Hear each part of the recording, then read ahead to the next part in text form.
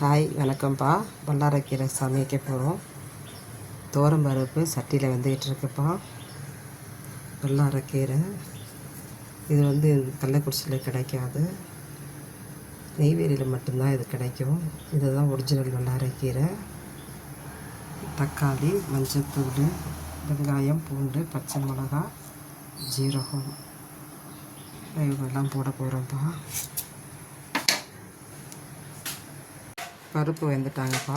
பருப்பு, வெங்காயம், தக்காளி, பூண்டு, பச்சை மிளகா, மஞ்சத்தூள், சீரகம்லாம் போட்டு வேக வச்சிட்டோம். வெந்துட்டாங்க. இதான் வல்லாரைக்கீரையில் போய் சிறு துவர்பருப்பும் சுகருக்கு எல்லாத்துக்குமே நல்லதுப்பா. படிக்கிற பசங்களுக்கு ரொம்ப நல்லது, கண்ணுக்கு நல்லது, மூளை வளர்ச்சிக்கு நல்லது. படிக்கிற பசங்களுக்கு ரொம்ப நல்லது. ஒரு சிறு துவர்ப்பாக இருக்கும்.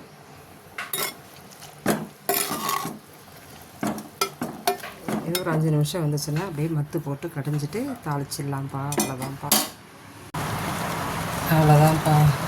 மத்து போட்டு கடைஞ்சாச்சு. ரொம்ப கீரை மசியணும் இல்லை, லைட்டாக மசிஞ்சா கூட போதும். பிள்ளைங்க ஞாபக சக்திக்கு நல்லது, சுகர், பிபி எல்லாத்துக்கும் நல்லது. நிறைய நன்மைகள் நிறைந்த பாரம்பரியமான கிராமத்தில் கிடைக்கக்கூடிய இதை வாங்கி பயன்படுத்துங்க. இதில் சூப்பு ரெடி பண்ணி கொடுப்போம்ப்பா. இதில் ஜீரகம், உளுத்தம்பருப்பு, காஞ்ச மிளகா போட்டு தாளிச்சாச்சு. அவ்வளோதான்ப்பா. வல்லாரைக்கீரை போட்டு ரெடி ஆகிடுச்சுப்பா.